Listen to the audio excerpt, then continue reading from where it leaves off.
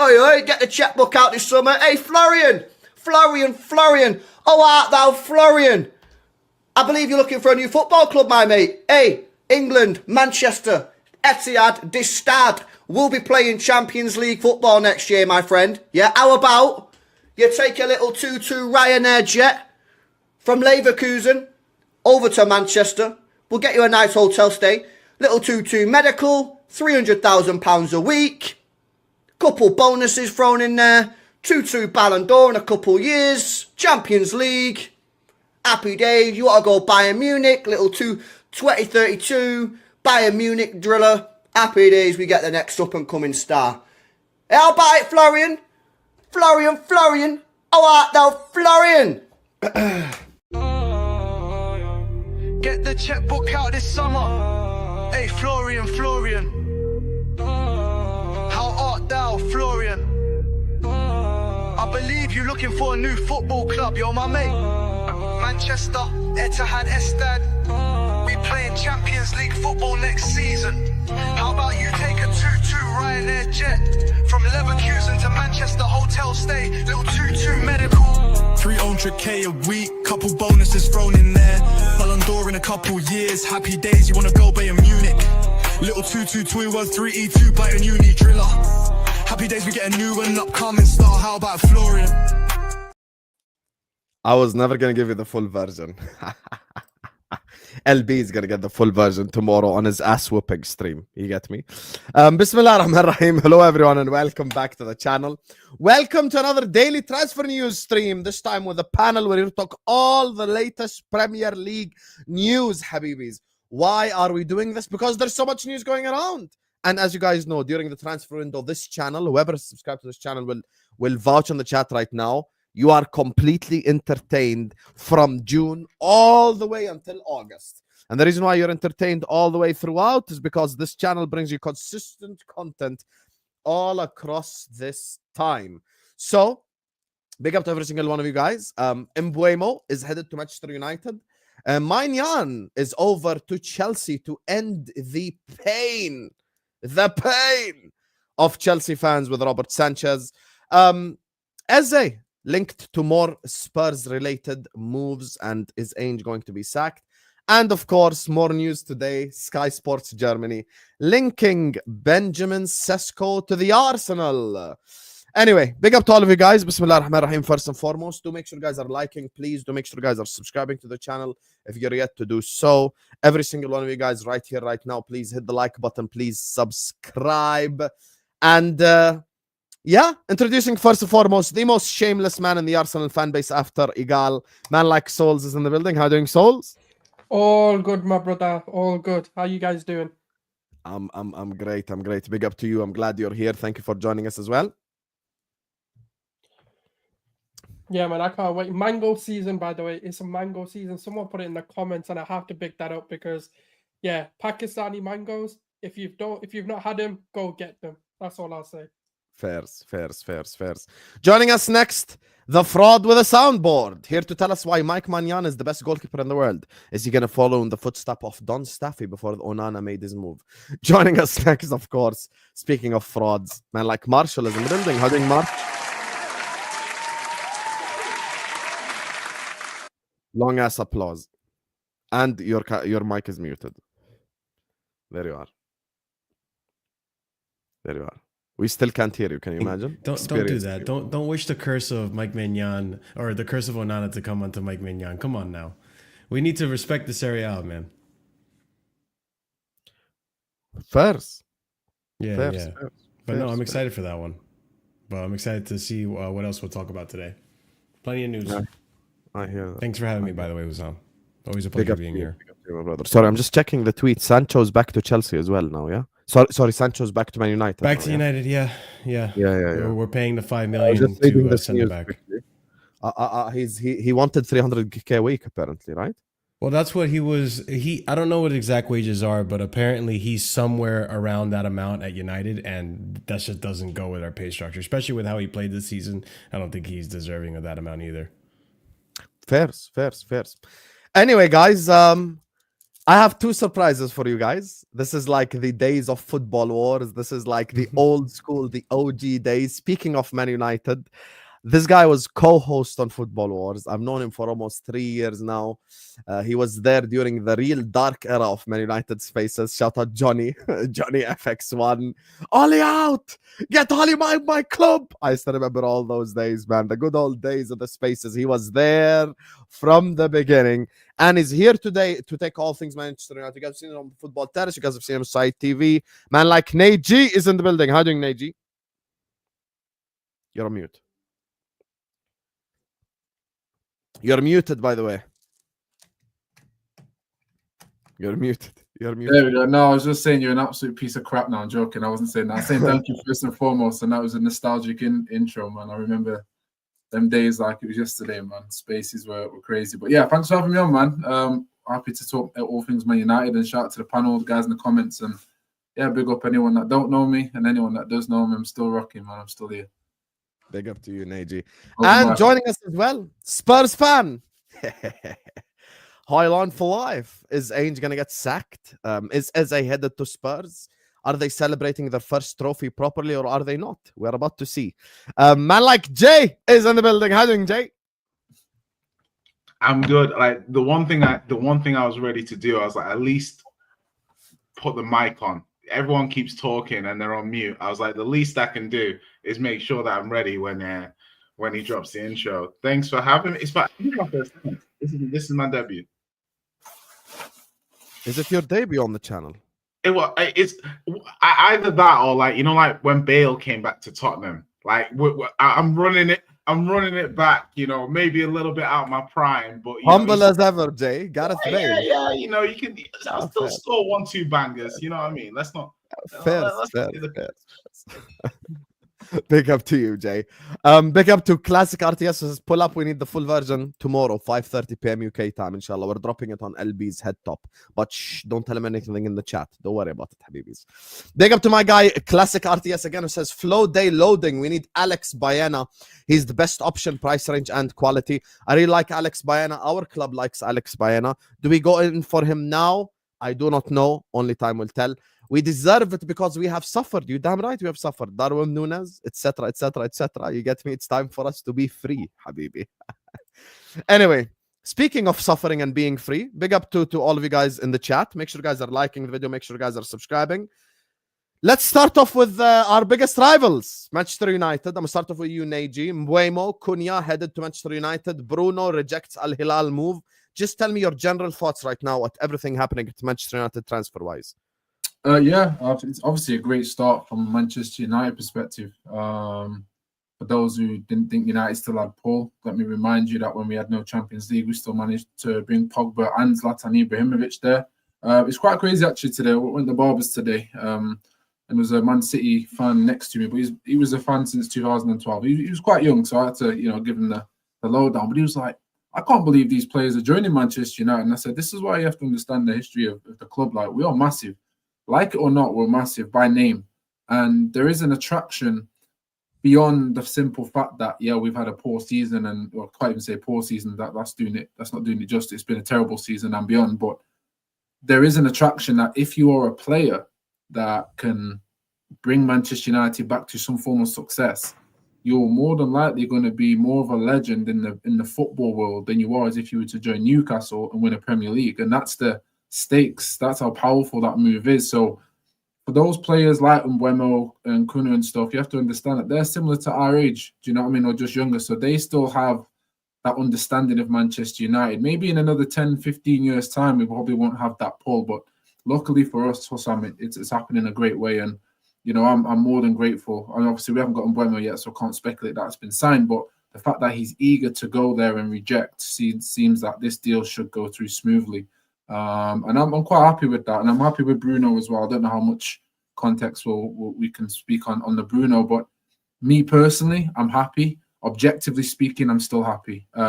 Do I agree that we could have got money for him? Absolutely. I'm here for all the arguments in terms of getting the money. But another conversation I was having today is that I would much prefer lose out maybe 50, 60 million on him, given the fact that, and sell him maybe next season or the season after. And the simple fact is that what Bruno brings, forget GA, by the way, I always talk about this, forget his GA, forget his goals and assists, his work rate off the ball, his stats. He was second to Moise Caicedo in interceptions this season alone as an attacking midfielder.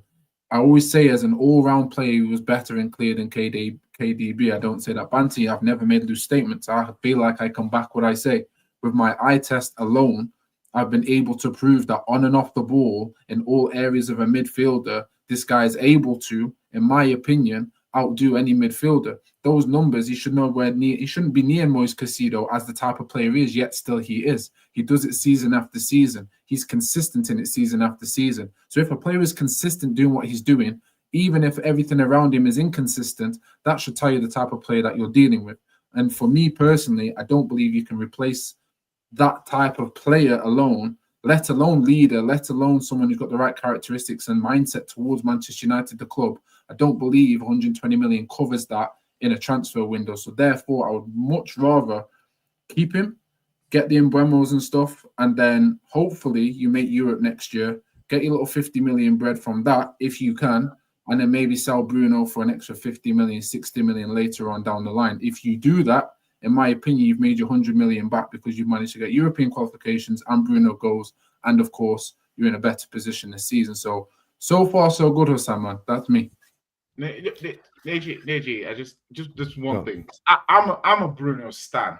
I am like, Bruno Defense League, paid up member, might even be the operation manager. I'm not sure, but the KDB thing is sacrilegious because like the thing. I understand how you're trying to quantify it, but I'm gonna give you a slightly different way of looking at it. Okay. KDB's ability to execute at the highest level consistently is so clear and so unique. It trumps everything. It's like based on what? Sorry, it's like when you talk about Trent at fullback, you're not talking about him being a generational fullback because of what he does defensively. You're almost exclusively talking about what he does going forward on the ball. And that's where you're saying that the metric of what he does going forward is worth more than what he's doing going the other way. Because so that's in football, it's always been the case, That way costs more money than that way, right? I disagree. Okay, so taking that into account, KDB's consistency of pass, touch, ability to execute at the highest level, like even as a huge Bruno fan, it's generational. What KDB can do is that's like once in a generation. I would strongly kick back on that, and I would go to as far as going deep what KDB does outside of Pep's system. Now that's not to say he's a system player. So let me finish. That's not to say he's a system player. So let's talk mature football here. Go and look at his ability. Why does his ability start to change once he's outside of that system? When I look at Bruno, out of consistency, his ability does not change. Now, you talk about generational, respectfully, when you talk about his touch, you talk about his passing, I don't think they're few and far between, and I've always said this, but I think the differences and the massive differences, like I said, I'll be accurate. As an all-round midfielder, KDB cannot even touch Bruno, and that's standard. And I say all round because that means I have to include every facet of a midfielder of what you would expect. That if anything, you could probably argue that KDB is probably shooting is I probably better, his passing is probably better, but then does the way in which you can probably quantify it and qualify it is go do the stats way up to your eye test, and then all the things that you will go and look at Bruno do and go, wait, he gives the ball away this. Why is it then when KDB's stats were worse for giving the ball away and his creative stats aren't as good, they literally isolate certain metrics that you would have to use to go, well, is my eye test working? Because ultimately, if he is clear, then he should have certain numbers according and attributing to what we're talking about from a creative standpoint, from a passing standpoint, from balls given away standpoint. We should ultimately see a clear difference. That means to tell me, say that one is overrated, one's underrated.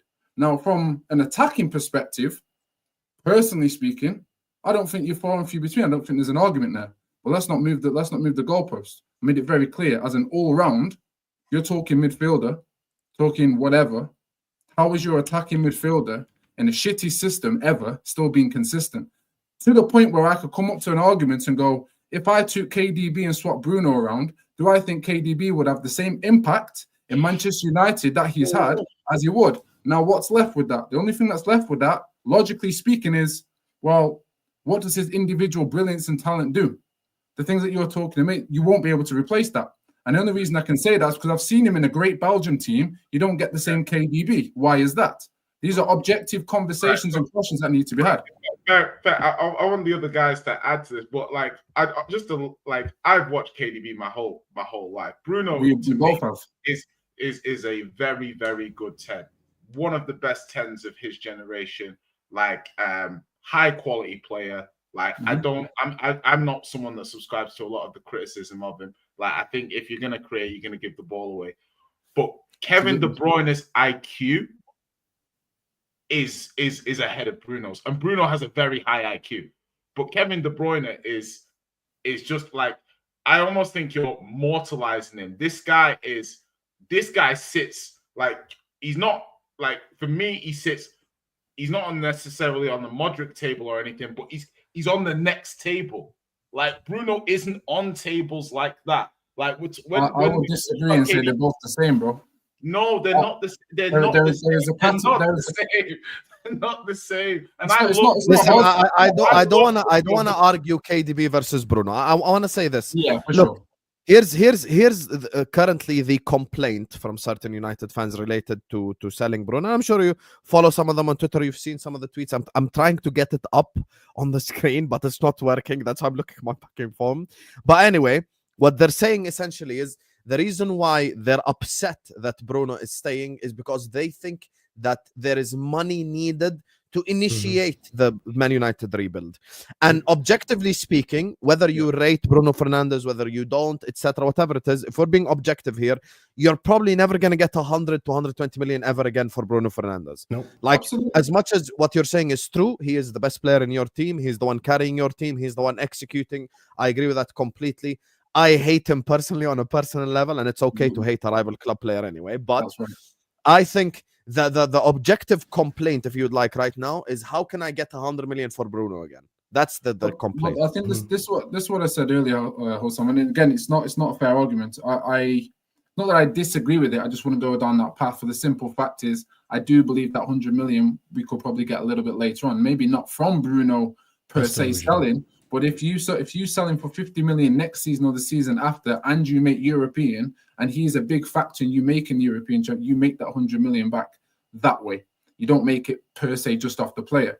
Again, I don't believe with that 100 million that you can replace, because I've always, in my opinion, I believe we need about three players to replace what Bruno brings to Manchester United offensively and defensively in terms of leadership and everything else that comes with it. I don't think 100 million in this window will solve that problem. And therefore, I do believe you also need certain senior members that understand the club from a culture perspective. That's important. From a leader who's a captain who will uphold certain standards of the club. There are young players that are going to need to embed and make that mold. And let's be honest, even if Amrin gets these profiles, it's not going to be a quick fix like that. There are going to be moments in games where we struggle and you're going to need a Bruno. Therefore, I would much rather get 50 million or 40 million for him in 2 years, knowing we can have an impact over the 2 seasons, as opposed to get rid of him now, bring 100 million and someone say, oh, I can buy a player who's got tech, who can keep the ball and pass. But wait there, he's one of the best statistically proven in all creative stats and defensive stats in the league. So how are you actually replacing that? Are you going to tell me you're going to try and find an Odegaard? Because all you're going to tell me ultimately is that you're going to bring a person that stylistically on the eye looks amazing. They're aesthetically pleasing, but aesthetically pleasing means nothing if a missed pass is a missed pass to me. I don't care if you look amazing missing a pass. You either make the ball there or you don't. So the proof has to be in the pudding for me. I don't think 120 million will give us what we need to replace Bruno, and I think it will set us back a little bit. In my opinion, Amorim needs him for a season or two before getting rid. And I think it's beneficial we get 40, 50 million later down the line. If he improves, if he has a great season, then his value still remains up there. And someone will buy him for 40, 50 million, no problem. But the team will be more structured and would have benefited having him in that role. That's my opinion, though. I mean, I get what you're saying, but you've said it yourself. you understand that this isn't gonna get fixed overnight. Like, let me ask you something. How many positions do you think Manchester United need in order to get to where you want to get to? I think again, I would say we will need a strong 11 and strong bench. What are the capabilities of us doing that financially, which I think is going to feed into your point, I'm assuming. I don't think we're able to. So for me, it's again. I'll go on. Sorry. Yeah. No. But like part of your argument was the fact that like, and I understand where you're coming from. If you keep Bruno, the value of keeping Bruno and the leadership and all that, you can make up for it by making Europe. How likely do you think it is that next season Amorim can make it into Europe? You're playing a big game of risk there. And listen, I just looked it up. Bruno's 30. He's not getting any younger. And this is like, he's had a good season on the latter half of the season. I would say the beginning of the season, he struggled a bit, getting sent off twice. There was a lot of eyes on Bruno and a lot of criticism on Bruno. And I think to an extent, rightfully so, because I don't think he was stepping up as a leader in this team when it was very much needed. But in the latter half of the season, I'll hear all the praise for Bruno because he has stepped up for your team. But he is now 30. There's 100 million on the table, and you guys need the money. And as far as I'm aware, I'm hearing about all these signings and Mbuemo potentially coming in. You already got Cunha. If you don't make any sales, I hope you get relegated next season because I'm expecting a points deduction because this is ridiculous. It's all ifs and buts. But I like reality or potential reality or let's say common sense where reality can keep him. There's 100% we're selling players. It's not even a joke. Garnacho will be on his way out. Højlund's looking like he's on his way out. You're looking at 80 million now already. Reportedly, again, if we are to believe reports, let's just go with the worst and the best. 100 to 125 million after the 89 million that we already have to pay out before even bringing anyone in is part of our budget. So 100 to 125 million already to start with. 62 of that has gone on whatever. But again, we're paying in installments. That's what, 25 mil for Cunha this season already. So we still have a large budget. Yes, we do. Is Bruno 30 years old? But he's a 30-year-old who very rarely gets injured, looks after himself very, very well. And clearly, he may lose a yard of pace or two. But his intelligence and in terms of an experience will make up for that, especially when the team is Amorim going to build around them. Well, of course he is, and I think that's quite, in my opinion, anyway. I think that's quite evident. However, I mean, we'll probably open up a different debate for that. But in terms of his age, in terms of his capabilities, he's lasting a lot longer than a lot of our younger players. So I don't believe his age is a factor yet in terms of performance. Do I still believe he can perform at 30, 31? Yes, I do. Therefore, his value to me as a player doesn't drop too tough yet. But again, you may disagree. In terms of us needing the money, yes, we're broke and we need the money. But like I said, there are other players that you're more financially going to benefit from. And if we're able to pull deals around like the Mbuemos and whatnot, and you're paying 30 million for them in your first season, how much of that 100 million do we really need? Yes, there are a lot of players, but even if we do a massive overhaul and bring all these players in, they're still got to have a bedding period. And at Man United, you don't get that. No. So the fan base, no matter what, whether you get these great players in or not, whether Amorim seems to start playing good football, there's always going to be, in my opinion, some unrealistic expectation from the fan base, according to Amorim, according to the media, and they're waiting for that one slip-up. But it's all right for Jurgen Klopp to build his team. It's all right for Arteta to finish 8th. And it's okay for Pep to keep swapping his keepers every 3 seasons until he finds the right one, because they're in a situation where the club is able to waste 50 million down the drain and it's never even seen. It's okay to buy Nathan Ake for 40, 50 million, not see the pitch for God knows how long until he's ready. So a rebuild is a rebuild, regardless of whether you like it. We've just been doing it horribly wrong. So in my opinion, whatever manager comes in, whatever situation comes in, the things that are not going to change, in my opinion, is the media reaction, is the overhype of the fans, is the over-egged expectations from the fans, the unrealistic situations that and pressures that come with playing for Man United. And there needs to be some stability and some consistency in what we're doing. So therefore, I will always stick with this notion that it's going to take 3-4 seasons regardless of the manager. And within those 3-4 seasons, I expect us to fall off the horse and get back on. Like we know, success is not a straight line, neither is it a straight trajectory. It will have its ups and downs, but when it goes down, it will go back up and it hopefully goes higher. So for me personally, I look at it and go, yes, are we desperate for money? Yes. Is selling Bruno a point of desperation I think we need to get to? No, not at all. However, if they came in and said, you know what, I'll give you 140 million, not saying he's worth that, by the way, but if they said I'll give you 140 million, I then believe we can go make a big money move signing on a striker or a goalkeeper that could actually have an instant impact in terms of where we finish. The last thing I will say to you is the Amrim situation for me personally, there's a lot of people who talk about styles, tactics, and systems and stuff. That is part of football. I understand it has its advantages and disadvantages. To me, it's surface level when I deep how we have been playing. No matter what manager we've had, we don't bag goals. So for me, the system is actually working according to what he's trying, in the sense of not that we're getting results, but in terms of the there's seemingly some IQ and intelligence to what's being asked of them. And defensively, we're looking okay. The mistakes that we've made have been from individuals, as opposed to, it's a system error or an Amorim error.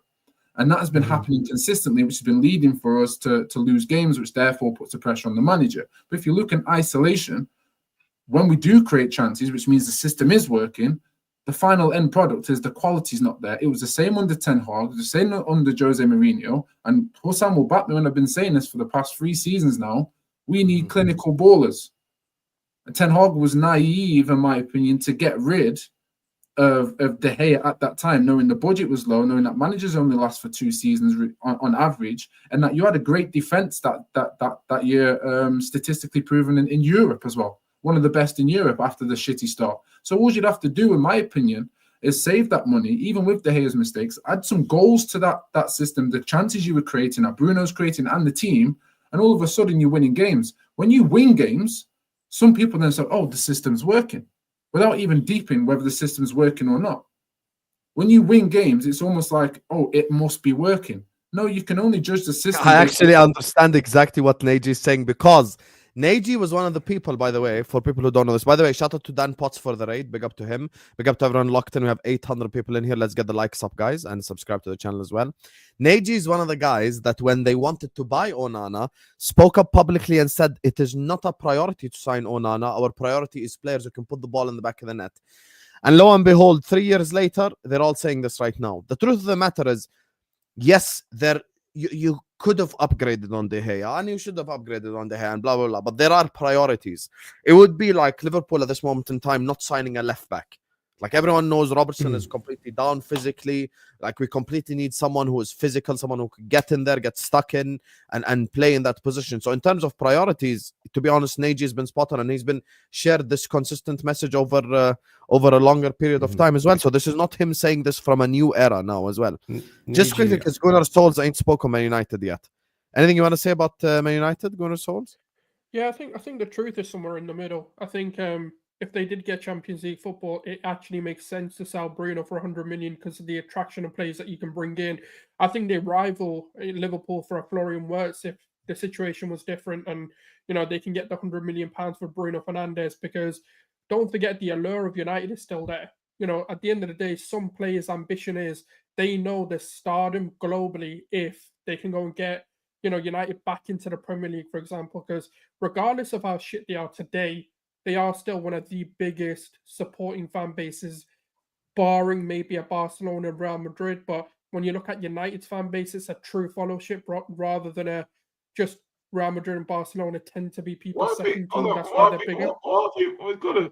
You don't really think Wirtz would have gone to, like, Wirtz would never consider. No. I said they can rival Liverpool to try and get a with Champions League football. Say absolutely not. Like, United. No. United have shame. United don't have shame, but they have enough shame to not pick up the phone in their current state, even with Champions League. Wouldn't they? Yeah, but you missed. No, wait. You missed what he said. He said. No, I heard what he said. And let me listen. These ballers. Let me just clarify something quickly. No, hold on, bro. You've been talking, yeah. So I appreciate it, but you've just said something that's incorrect. No, because you don't even. But I'm just trying to help you, bro, because it's going to sound dumb. I don't need help, Mo. My point is okay. You carry on. I'll reply after, and I'll help you. Okay, Florian Wirtz is a top tier in top form footballer. Yeah, he doesn't go to Man United in this state. Same as Bellingham wouldn't go to him. these footballers are not stupid. Yeah, they're not just in it for the money. There's no way Florian Wirtz goes to Man United in their current ilk. Yeah, that's the problem. That's the problem. He didn't say in their current ilk. He said if roles were reversed and I know what he meant. Wait, I'm just trying to help you, bro. Champions League, bro. I know the point he's making. I'm saying it's no. So his point wasn't. His point wasn't that we're going to get him in the current situation. That's what he's saying. He didn't say that. But if he said Wirtz comes in as the current situation, then that makes sense. I didn't say that he said that. I'm saying even if United make Champions League, Wirtz still wouldn't go to United. No, you didn't say that. You said in the current situation. What do you mean, why not? You're not a moron.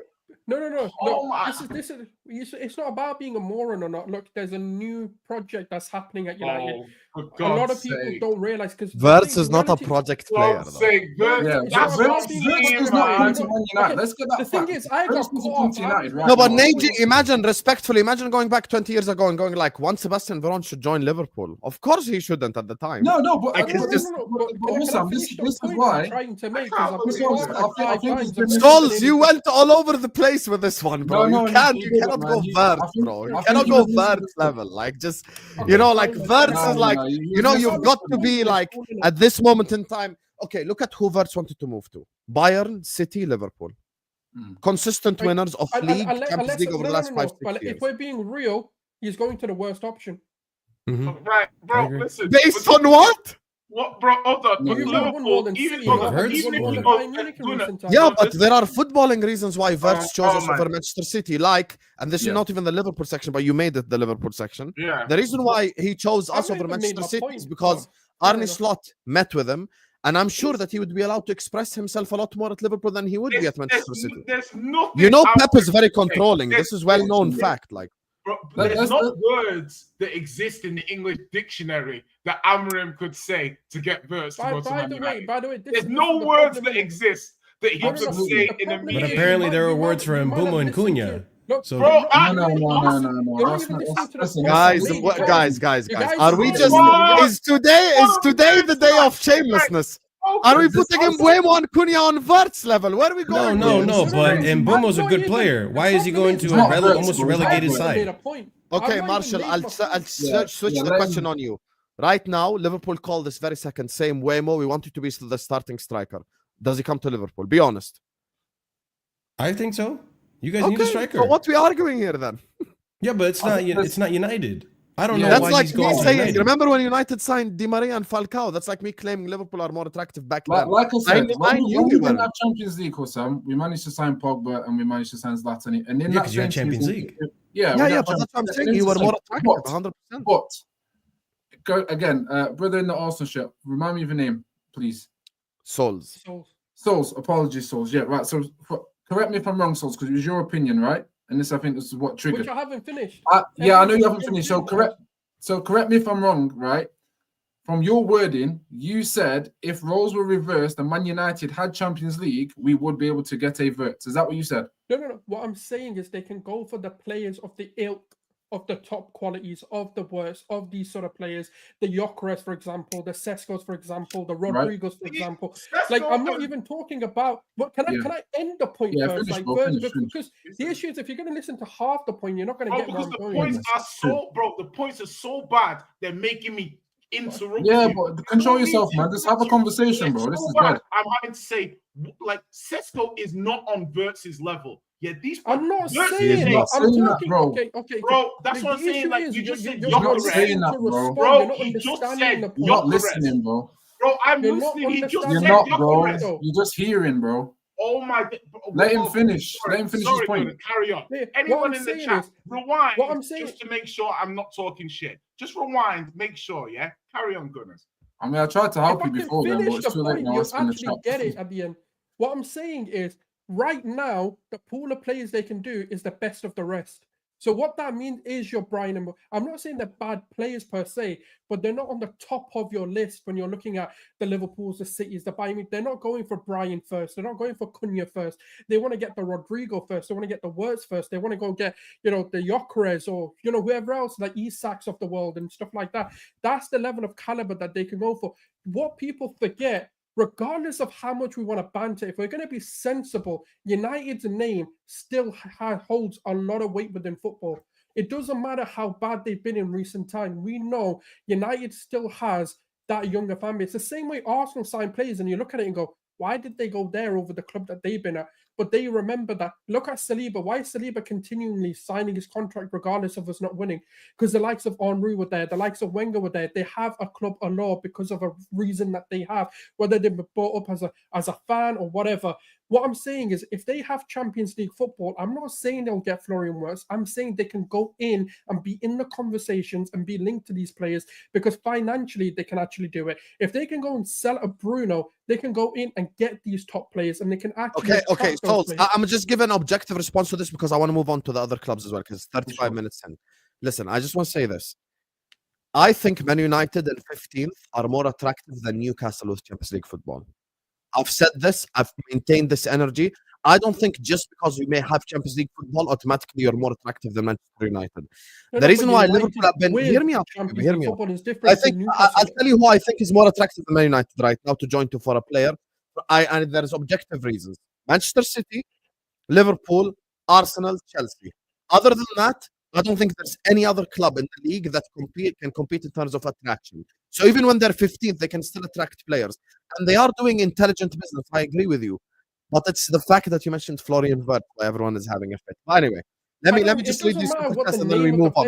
I don't want to talk about your club as well. So people are going to listen to one argument. I know, but it's triggering, you know. So let me just read these couple of these super chats when we move on. Big up to JJ Okocha says we're not done paying for Højlund and Anthony. There's no profit to be made there at all. Maybe about 5 in Anthony Max. It's just about Rashi and Garnacho.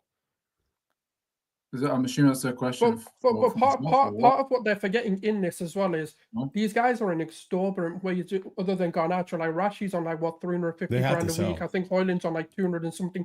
People forget wages actually play a big part as well. If you can save a huge chunk of money loaning these players out and not having to pay chunks of wages, that can actually put a club. Wages also play a part in selling these players. To be fair, I'm even game for getting Mason Mount on loan. And getting part, let him go for whatever with an obligation to buy for 20 million. If someone will pick up his wages. Yeah, he's on 250, and that's why Sancho's back with you. You know that, right? Because we didn't want the wages. For sure. Listen, I'm not a big fan of Sancho. Haven't been for a while. I like characters. I like certain personalities, and I like cutthroat behavior from athletes. So that's just my preference. Neji, you seem like a nice guy. I hope for your sake, because I'm looking at how much you sold last summer, 103 million euros. In players, that's it.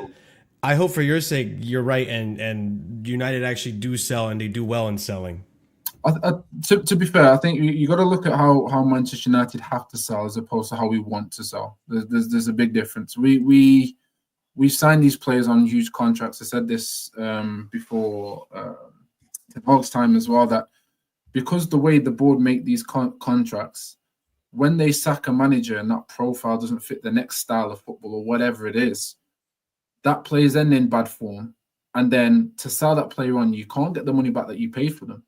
And then also their wages, as we've been discussing, is too much. So they're also out of form and then no one wants them. So you're already making a loss. And this is the problem with, the owners are making our players look like assets as opposed to players.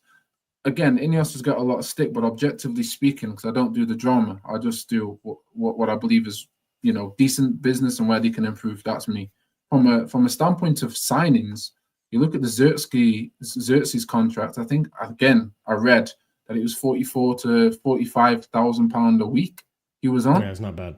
Like that. In contrast to 250 for Mason Mount, shows you the difference already. So, I'm not saying that Ineos are amazing, but there is a level of credit when it's due, and they are showing in the transfer market. Even Mazraoui for 15 million, I think was a great steal, a great type of signing that you need. Hussan may be able to back me here and say these are the Emre Cans when you first put the Emre Cans before they go to the bench after 2-3 seasons. Those are the type of signings you want. Yeah. It's a stable block for you to build off. These are the types of signings, in my opinion, that you should be able to do. And with the wages that they are, let's, for example, say Xerxes wasn't in form. Let's say Xerxes was doing a Højlund right now. If someone came in and said, you know what, we'll give you 20 million for him and we'll probably put him on 60K, respectfully, that wage budget, as we've already spoken of already, already helps us in a situation to save money because he's not on big wages. Whereas the 100%. Casemiros, the Mounts, the Luke Shaws, all looking to go, by the way, those wages of 200 odd a week, that will be cut. Rashford's, etc., that will be cut. So that's going to be at least a bit of collateral for us moving forward. There's ways to make money out of this team, but again, I don't know if we're going to be able to sell all that we need. I think the other thing that people are forgetting is Ineos have done a lot of background work in terms of the operational side of things as well, which is making the club a lot more money than it has done. It's the first time it's turned a profit in nearly 10 years or 12 years or something like that from the financial books that I've seen as well. So I think they're trying to get the club back. It's going to be in a way that the fans aren't going to be happy about. You're going to lose the values and the morals and, you know, what the club may stand for a few years to get them back to where they need to be.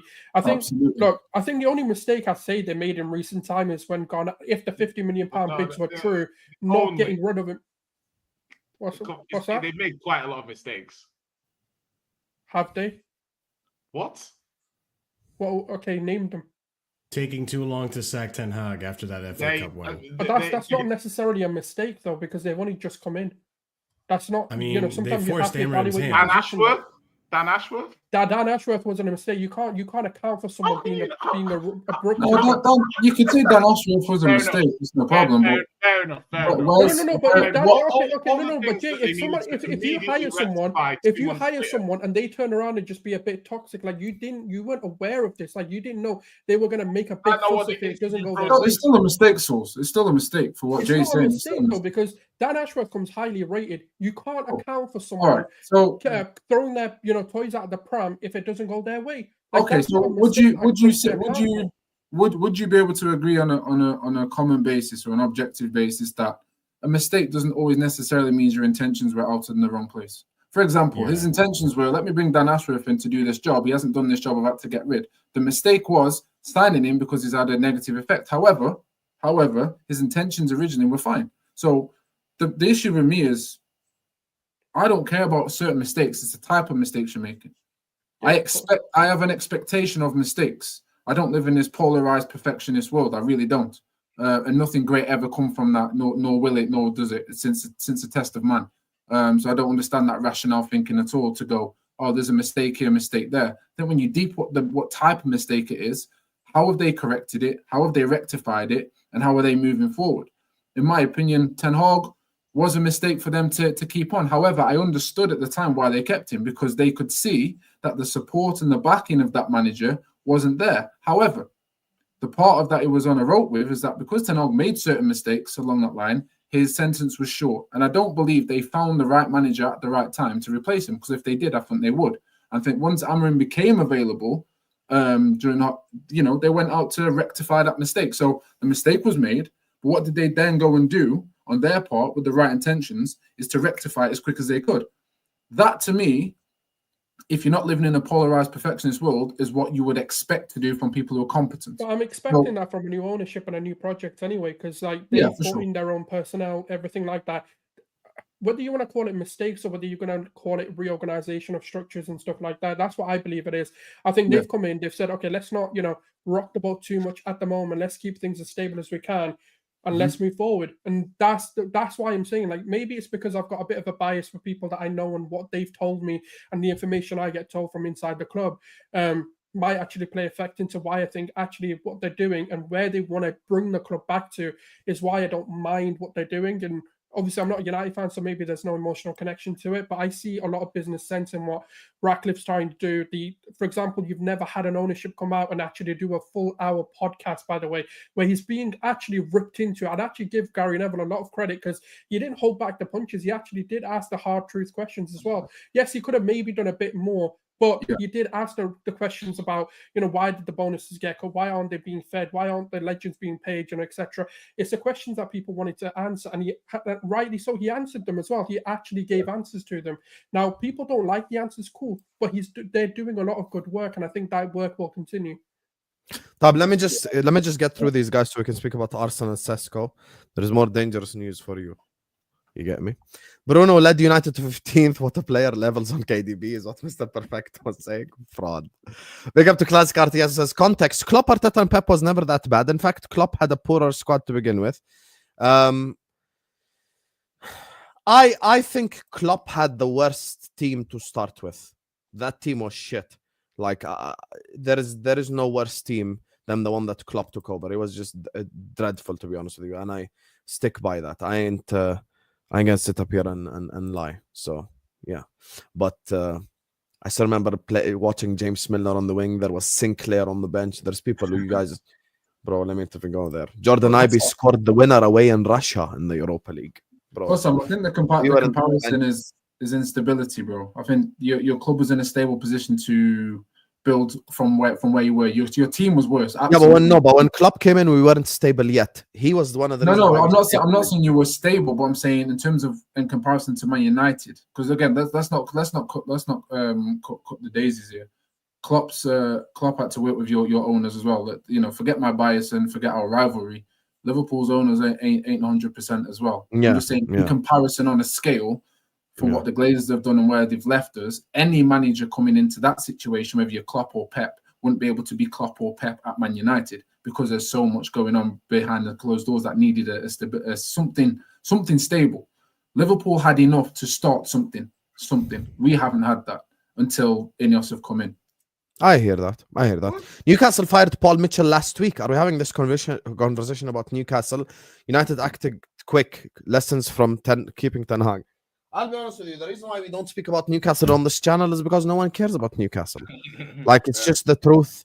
I apologize. It might offend, like, the 3 Newcastle fans that watch us. Sorry, Mama Flossie, I love you. But the truth of the matter is, like, it's just we're here to discuss the big clubs, chat. I apologize, We ain't going to sit up here and talk about any other club. I'm not here to tell you the latest Brighton news and the latest, Crystal Palace news, with all due respect. So, yeah. Speaking of big clubs, big up to all of you guys as well. Thank you to Mo for the raid, guys. We got 1,000 people locked in. Can we get the likes up? Everyone, please like the video right now and subscribe. We're having a great conversation. You guys know these type of panels, we're not here to just haha and banter all the time. We're here to actually have objective conversations. I actually enjoyed that Man United section because we had a very good debate regarding this United thing. So I appreciate you all. Thank you guys so much for being here. Let's just try to push 300, 400 likes ASAP. Also, I'm going to put all the guys' links in the description, so please do go give them a subscribe. Go subscribe to everyone's channels. Neji and Jay don't have channels yet, but maybe one day. It is coming. You get me? So, yeah, I think that there's definitely need for a Spurs fan channel like Jay, because he is a shameless fraud. If anyone knows Jay, I know Jay. Trust me, he's very shameless. You get me? Oh yeah, you're not shameless at all. I've only spoken to you about 300 hours about football. I'm just not the same. Yeah, we've never met before. We've never met before. Allow me, Jay, man. Allow it. Anyway, let's move on to talk about Arsenal. Benjamin Sesko. Florian Plettenberg latest. As exclusively revealed, Arsenal have entered concrete talks with RB Leipzig over Benjamin Sesko. Andrea Berta has all the information regarding the lease clause, payment structures, etc. So far, Arsenal are the only club in direct contact with Leipzig. Manchester United have shown interest in the player, but have not yet made contact with Leipzig. Gunnar Solz, we had a shortened conversation about Mr. Benjamin Sesko. You get me? You were saying I don't mind either. You're giving pros and cons of both him and Gyokeres. It's looking like it, objectively speaking, from the links, it looks like it's most likely going to be Sesko. Talk to me, my brother. How do you feel? Yeah, look, I'm just excited to actually get a striker in. That's the main thing for me, because that's where this project has been failing for many years. Someone who can turn a game around in a moment, someone who's got that clinical edge, that striker movement.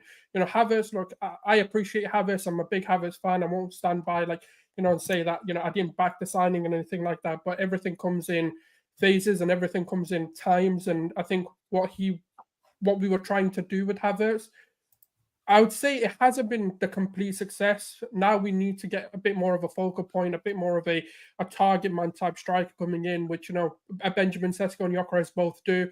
But the additional things that they actually bring to the table is that clinical edge of, scoring goals, knowing where to find it, the variety of finishes that they can bring to the table. When it comes to Benjamin Sesko itself, I think he's someone who's ready to explode onto the scene. I know a lot of people look at his stats and go, well, 13 goals in 30-odd games in the Bundesliga isn't good enough. Whereas when you've got Gyokeres, who's had like 40-something goals and like pretty much a goal a game kind of ratio, like more than a goal a game in some cases. But for me, I just think either will do the job. I think a lot of the discourse around Benjamin Sesko was similar to what I was hearing about Alexander Isak before he joined Newcastle, because at Real Sociedad, he was on like 14 goals in 30 games, and a lot of people like, is he going to be clinical? Is he the guy that Arsenal need as well? Because at that time, we were both going in for him, and the release was around £75 million, if I'm not mistaken. And Newcastle went and done it. And, a lot of people like, okay, for Newcastle, that makes sense. For Arsenal, it doesn't. And then now we're seeing 140 million pound striker. I think Benjamin Sesko's got that kind of trajectory in him now. Whether he realizes his potential at Arsenal, whether he comes in this season and absolutely bangs and can get running straight away is the big question mark. And I think that's with Gyokeres as well, in my opinion. I've seen Gyokeres, 0-headed goals in an entire campaign, for me, is a concern as well. So there's pros and cons for both. I understand the reasons for going for a Benjamin Sesko because of his striking ability, his ability to kind of score a different variety of finishes. We've seen him score headers, take on players. He's actually got a good link-up play, regardless of what the stats say. I've actually seen it myself. He can take the ball down and actually strike it as well. We've seen goals of multitude of variants. The closest player to his profile in recent times is Zlatan Ibrahimovic, someone who's, just got that ability to just strike the ball with fierce amount of power, not to the level of him, but he's the similar profile before people think I'm talking like he is Zlatan's level. But maybe he's better, maybe he's not. But when it comes to Gyokeres, I'm concerned about the league that he's coming from. I know people are going to say, but that doesn't really matter. I've just seen far too many examples of strikers. I'm sensing a lot of flip-flop energy here, Habibi. I'm just when you were linked to Gyokeres, you weren't saying any of these things. No. But I've said I'll take him. I'm not saying that, but I'm just saying my concern. I'm talking about concerns with Benjamin Sesko. His concerns are his stats. Like I'm being equal. Like I know the pros and cons that like Sesko has, and I know what Gyokeres has. My concern with Gyokeres is his heading ability and the league he's coming from. What are the cons for Gyokeres? No, for Sesko. Sesko is it's the unknown. That's his biggest con. Like we don't know whether he is the player we think he can become.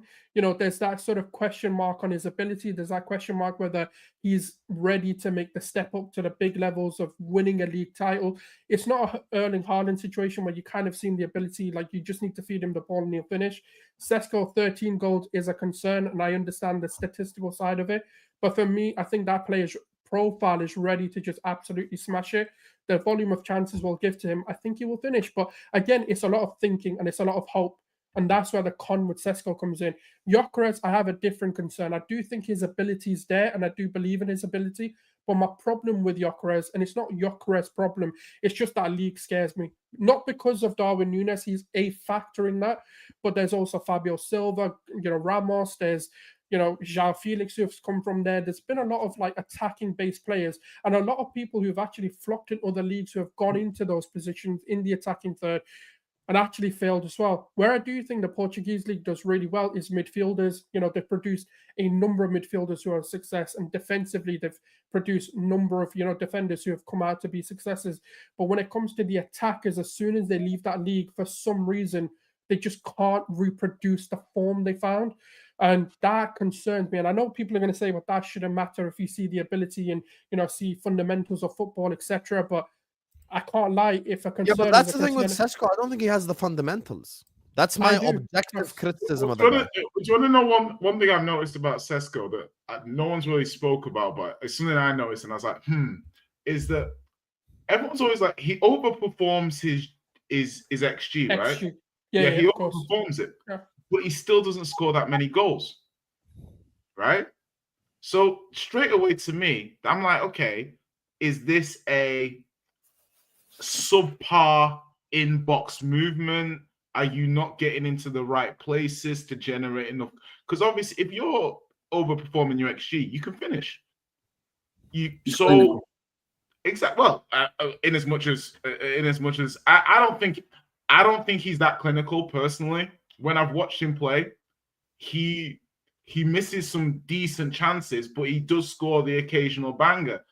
A banger with a very low XG can give you a lot of protection against a number of misses. Do you know what I mean? So for me, my thing with this is I don't want to hear no excuses from Arsenal fans. Yeah. Because and that's what it really comes down to. It's like I hear you talking about is he going to hit the ground running and this.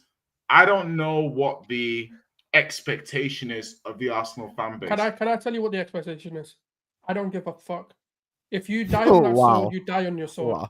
If you get Sesko, you get Gyokeres, you get Isak, you get Mbappe, you go get Lionel Messi in his prime and reverse time. I don't care who you sign. The expectation for me is you have to deliver. If Arteta gets his way, you better fucking deliver. Lad, I've backed you for 6 seasons. I want to see a trophy. Go get me the Audi Cup if that's what it takes. I don't care. And that's the expectation if you want to know. So my thing with that is that, like, obviously you guys you want a challenge for the league, winning a trophy. No. We want to win it. Okay, so you want to win the league. We're past challenging. Fuck the challenges. Okay, the point is though, is like sometimes you miss your window and you don't even know you missed your window. Yeah. As a Spurs fan, we missed our window. And I remember even going into 16-17, we just not just Chelsea beat us by a few points, but we played really well. Thought it was and then City just bought player after player after player after player. And by the time the next season came round, the fact that we smashed up City the season before meant absolutely nothing. Their team on paper was better than ours, and they were ready to go. Do you know what I mean? So my point is that your moment might have already gone. You go do what you feel is needed to go win that league title. If you're seeing Liverpool go and get Florian Wirtz, you go get me Rodrigo. You go ban for these players now. Like, I'm sick and tired, right? And I'm going to be honest about it. I have been Arteta's biggest stan. Hussam can tell you, I've been shameless about it. I'm not going to sit here and lie and deny about these things, right? But I'm getting to that stage where I don't want to be seeing other men celebrate. I'm not that kind of person. Do you know how much it hurts seeing PSG do that in a final? Do you see, like, Spurs actually celebrating a trophy before us? Like, I'm at that stage where we've given you enough of a rope. You either hang yourself or you make that rope into something beautiful. It's your choice. You either start your legacy with the fans. This season isn't trust the process. You back your own fucking process and you make us trust it. Because it's not about the fans anymore. It's not about me. It's not about that. Get me Gyokeres, go get me Sesko. I don't care. Go get me Nico Williams. Go get me some guy off the street. I don't care who you sign. You do what you want to do in this window. Berta, go do what you want to do. I'm not going to talk about the window. I'm not going to talk about Zubimendi being shit, Sesko being shit, this player being shit. I'll talk about pros and cons because obviously that was the question. Yeah. But the expectation is you deliver this season. You go get the trophy. So what if you finish second again and win the FA Cup? It's not good enough. So you'd sack him for second place? Yes. Even if it was like what if you finished on 88 points and Liverpool got 89 and City got 90? The only thing that I can go fair enough they're not sacking him is if he does a cup double and gets into the semi-finals of the Champions League and then finishes second by a point off. I need to see like exceptional stuff to happen for me to be like, fair enough. Like, okay, cool. I can see why they want to give him another season. A single trophy, as much as I'll accept the trophy, I just think he's beyond the point of like excuses now. I can't. I don't know how many years did it take Klopp? Was it 5 to win? 4 years to win the UCL. 4 years.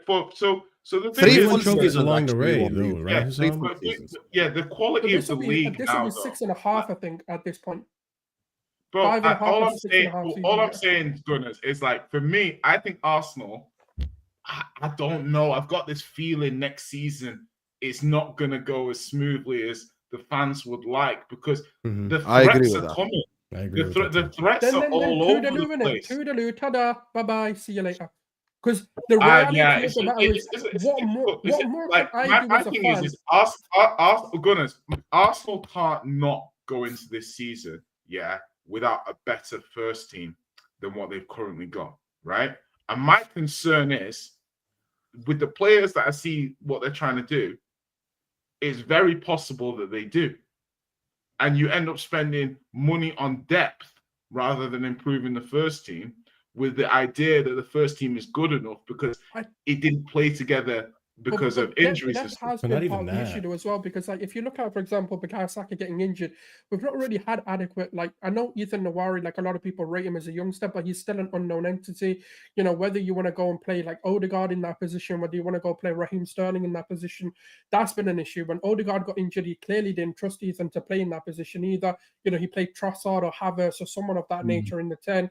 My thing is, like, I understand the concerns of like, okay, you're depth in the squad and you're bringing in more options. Sometimes that can be enough as well. Like if you can have, like, for example, a different option to a Havertz in a game that's not quite going Havertz's way, that can also win you a game. So I'm not concerned which direction they want to go in. Just pick just one. want trophies, man. and back I it. think if you're being honest, Solz, yeah, and again, I'll only speak from an objective, but as a United fan, so you may not be able to take it as such, but if you can understand what I'm saying, you'll probably see the objectivity within it. Man United made 5 finals in their worst season, the worst era. When Ten Hag made his last final and got his last trophy, we had 66 injuries that year. I remember, I'm not saying you specifically, so you don't have to take it personally, but a section of sports fans, football fans, who were saying, yeah, your injuries don't care, he needs to go. Fair enough. I'm not saying that to agree or disagree with it. I'm saying that's what's been said.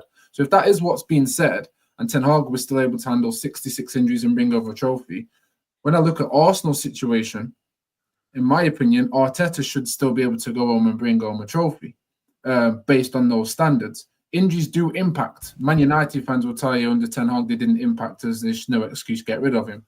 Agree or disagree, that's not my concern anymore. But that's what was tutored. So it is coming from a standards perspective. Man United fans, me included, what we were brought up on, what we were told is, if there is a trophy out there, we want our name on it, not yours. I don't care how big or small it is. That is the ego of Man United, respectfully or not. That is what we are. That's why people hate us. That's why we're disregarded. That's why you enjoy the banter. That's normal. That's right.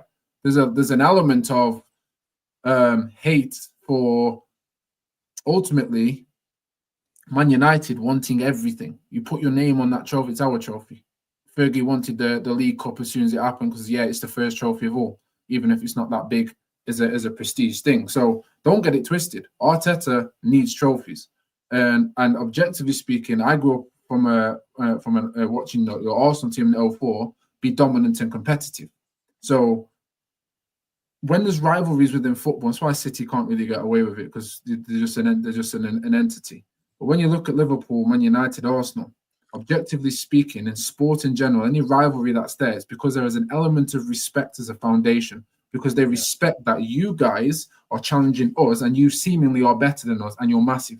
So therefore, it's an honest rivalry based on a line of respect. So from my perspective, when I look at Arsenal and I look at Arteta, I don't think he's a winner person. I don't find any winning traits within him. And I'm not doing this as banter. I know it will come across as that. Maybe I'm saying it to the wrong people. But when he's talking about the shape of a football, like Newcastle didn't have to play with the same footballs to score goals, that tells you about his mentality. It also shows that how that kind of mentality seeps on a pitch, because when Declan Rice is scoring an equaliser against United and celebrating, if that was Thierry Henry or Vieira, they pick up that ball and say, we've got a game to win. We need to go get 3 points. Because that's the difference between being an echelon winner and just going, you know what, we're all good. Now, we can go into sports psychology and stuff. That would be boring for the stream, so let's scrap that. But that's just my observation. Arteta is not a winner in that. You do need trophies. You do. If you won 2 trophies this season, I understand it. However, if over the 6 seasons he'd won maybe another 2 trophies in that 6 seasons period, I think you could get away with him winning 1 trophy next season and going, you know what? Every now and then we win a trophy, but we do want that Premier League. You could say there's something sustainable there. But he's seemingly not winning anything, and he only had to win 2 games, correct me if I'm wrong, to lift the FA Cup, and that wasn't with his team. Anyone can win two FA Cup games on a manager bounce, respectfully. So has he really shown enough to say he's the one to win trophies? He's brought you stability. Yeah. I think you could go and get another manager who has a winning pedigree, who has that bit of arrogance and aura that I remember Arsenal having, going, okay, with this team, because I think the team's capable of winning trophies. I just don't think they've got the right manager to get him over the line. That's my honest opinion. Do you know what? I'm not one of those fans who disregards people's opinions. I think a lot of what you said is exactly how a lot of people feel, and I respect everything that you've said. Where I think I'll counter it or maybe add to it is the reason I'm willing to give him another season is more to do with I can see that maybe a striker coming in is the only excuse you can give to him, right? So if I'm looking at some of these games, I'm like, if I don't know, this is not how you should evaluate football, but maybe it's because of the job I do and stuff like that. I'm quite solution oriented. So like I'm looking at, okay, if Arteta was to be given a striker, could he get it over the line? And the answer to me is yes. So I'm like, okay, cool. If they now go into the summer and don't bring in that winger, don't bring in that striker, then this project's a failure because clearly they can't identify the problems that this manager has, or they're not willing to take the power away from him to actually rectify his squad for him. So if Andrew, like they've identified, okay, Edu might not be the long-term successor for a sporting director that we need, by having like an Arteta project manager, someone who's also naive at the job. Edu hasn't really got the experience, so let's bring someone experienced in. Let's go for another summer and see what we can do. If they go get Sesko, Gyokeres, whoever it may be, Isak, for example, and then they go get Rodrigo, and he still can't do it, I think there is no more excuses. It's not a case of me hoping to keep him on. I do think if we moved him on this summer, I'm fine with that. Like I wouldn't have an issue, but I think we needed to do it earlier. But that's just a contract or maybe a point to bring. And if next season with a striker, he still can't get it over the line, injuries, no injuries, whatever, and he can't even get an FA Cup or a Carabao Cup, I'm sorry, but what more can we do as a club, as a fan base to trust this further? Like you're going to, that's the territory of the Salibas are going to start going. The Sakas, I'm not saying Saka, maybe Saka not, but you know, your Odegaard, your Declan Rice might start rethinking their careers because they're going to be like, well, we're coming to the end of it and we need to win. Yeah, no, I think that's a fair response. And Arteta wasn't joking when he came out and said, I have the best owners and bosses ever. Like, he actually has the best job in world football. Imagine not succeeding for 5 seasons, coming close for 5 seasons, still failing to have a striker 2 seasons in a row. 3, you've known you've needed a striker for a long time now. Failing to also get a backup for Bukayo Saka, running him to the ground, causing the same issue that you just had this season. Failing to build a squad depth enough to have actual reasonable backup for when Odegaard's not there or Partey's not there. And again, not having any silverware to show for it, but you're still in the job. Bro, that sounds like a great managerial job to me, and I don't think he's going anytime soon. I agree with what you're saying. Like, he should be sacked. I wouldn't have even given him slack for the whole... I would give him slack maybe for the fact that there was a lot of injuries this season to key positions, but even that might be going too far because you built this team, bro. You should have accounted for this. I know you guys had the most, I believe, either the most or the second most injuries of all teams in the Premier League this season, which I was surprised by. But at the end of the day, Spurs were up there and they still got a trophy for it. Like, you got to show some silverware. And I think even showing some silverware at this point for any Arsenal fan, unless it's like the Premier League or the UCL, it's not enough. You've ran your time. I think the problem with Arsenal fans is the fantasy stories. Like, for example, the Real Madrid win. I think that could have been, his job could have been under huge scrutiny if he hadn't beaten Real Madrid. I think that story in itself of beating them, 5-1 on aggregate, kind of brought a bit more faith in him. But again, like for me, I'm willing to give him one more season because clearly the club wants to give it him. And I'll back him this season and I'll say, look, you know, you've got our support, you've got our backing. And I think the fans should go to the Emirates and actually back him the entire season. What I will say, though, I think to an extent, you're correct that UCL bought him time. But I think it also hurt him, especially the way you guys went down in the second leg against PSG and how like lack of ideas and how controlling. I think that game exposed Arteta for what he is as a manager. Very control freak, wants to play a certain way, doesn't want players to have any type of freedom or anything. We saw how that affected Jack Grealish over at Man City. We saw how, and it's very similar to how Pep won the league. I think to an extent, Arteta wants to win it without a striker. Like, I feel like there is that little bit of ego in him that like, I want to show that my football can win without a striker. Like, it's insane. It's actually a little insane to me. But here's the thing. If that's my point being is though, like that game, I think, and I wouldn't be surprised, I think a few of your players, key players, will start to question him and will potentially walk out this season. And I stick by what I said on everything that you know you guys have discussed. I stick by what I said from last time we worked with each other, Gunnar Solz. You sign Benjamin Sesko, my feet are kicked up, I am relaxed, I am not worried. Yeah. I'm I'm not worried. completely calm. You sign Gyokeres, I'm like, oh shit, there's goals there on a consistent basis.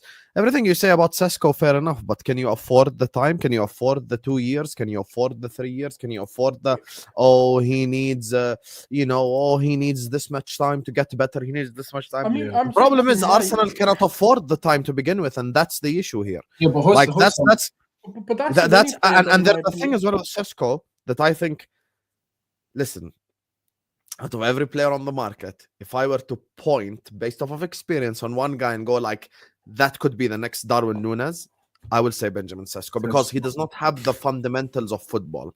He really does not. First Yeah, touch passing, and by the way, it's proven by the stats. Like my eye Yeah, but test is matched by the stats. don't always. His passing, Yeah. but you cannot fake passing stats over a whole year. You cannot pass fake crossing Yeah, stats, but you fake also got to look at the layoffs, system through which balls. Like playing he's and the got kind half of the passing through he has balls to of make. a It's not Ekitike. a He's got striker's almost passing. 15% less passing accuracy. He's not wrong. Let's be honest. So Sesko Yeah, like is, fundamentally, he's not a sound yeah. footballer.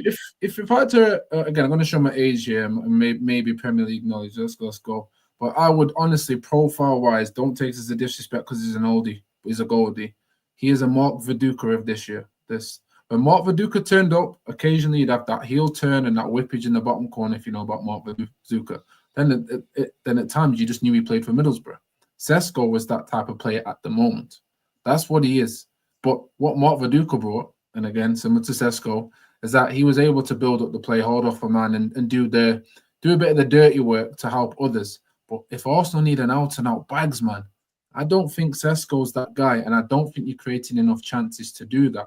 On top of that, I don't actually, again, yes, I do agree you need bagsmen, same as United.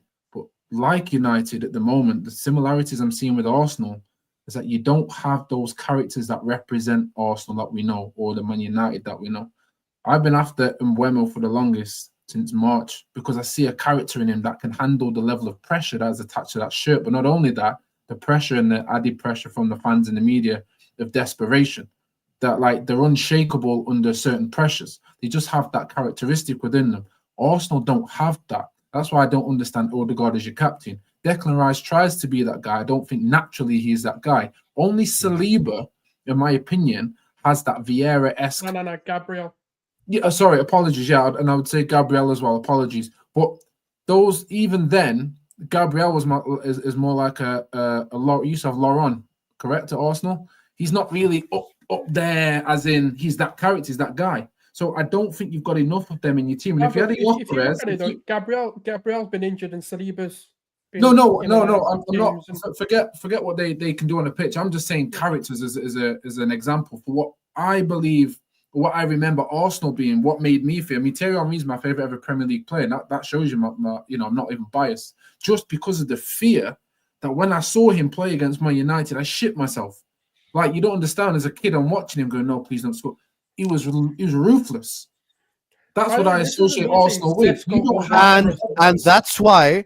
Listen, at the beginning of the transfer window, and this is something like we've got to be objective about, so we can't show flip-flop energy. At the beginning of the transfer window, it was Zubimendi, Rodrigo, Gyokeres, we're going to do this, we're going to do that. Now you're telling me it's Sesko. Zubimendi is now doing interviews saying he might stay, he might do to you what he did to me last season as well. You know, so you've got that. I don't believe that guy. And you've got to look at the difference between signing Gyokeres and Sesko. It's just a massive difference, to be honest with you. That's why I question one thing. Let me just say this. I question what role does Andrea Berta play in this? Because for the past 6 months, this is what happened. And all of you guys have noticed this. The rivals, maybe Gunnar Solz, because he's involved in it, might not be noticing as much. But the blame shifted from Arteta to like Edu out, Kroenke out, blah, blah, blah. And then they hire Berta, and now it's like, oh, look, we're going to cook. Finally, someone to challenge Arteta. Okay, finally, someone to challenge Arteta, and yet you're signing the same exact guy that you were linked with for the last 3 transfer windows straight. So where is the challenge Arteta part? I do not understand. It's not always about challenging, though, because if you look at Andrea Berta's CV of signing attackers, he's got a proven record. If, for example, he's looked at it from the scouting reports and stuff like that the scouts have brought forward, and he's been convinced by like the Sesko move, then that's fair enough. Because like the reason why we bought Andre Roberto is a clear indication of we want to improve the attack. If you look at his time at Atletico Madrid, for example, he's one of the key reasons why they even won La Liga twice in his reign. When the period that he left, they actually fell off. So I trust if Berta's judgment is, I'm going to take Arteta's lead on this one signing, then cool, because he's proven it in the past that he can actually identify attacking talents. So that's just my thoughts on it. But I don't think always it's a case of he's not been challenged. I think it's just maybe he likes the idea of it. Okay, fair. I hear your logic. Let me just grab these supers before we move on to Chelsea and then wrap up the stream. Big up to Mr. Perfecto, says Arsenal really paying 70 million for a new Arnautovic. I didn't say Arnautovic because Arnautovic was a good player, but let's not diss him. Yeah, Arnautovic was fundamentally sound, you know. New Nunez is more accurate. Big up to see you, says Solz on must deliver hype. What are you going to say if Arteta has the same injuries as this season? Bro went from must win to everyone got injured. I never said that. I never said he should get sacked last season. If you can find it, fair enough. But I've never said it.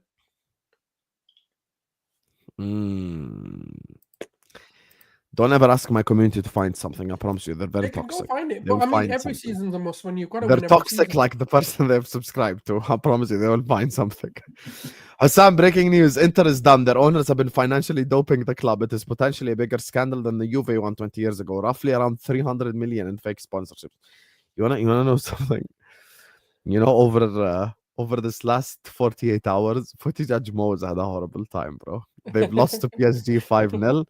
They're linked to Rasmus Højlund, and on top of all that, there is a scandal now going on.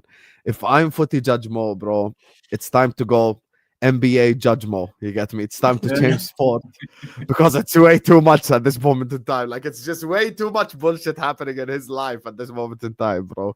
It's just crazy, bro. Big up to Nags, who says, you listen to some Arsenal fans, they speak all they need is simply to add a striker and khalas, they win the treble. Football is never that simple. I agree. And that's why us signing Florian Wirtz is a different dynamic.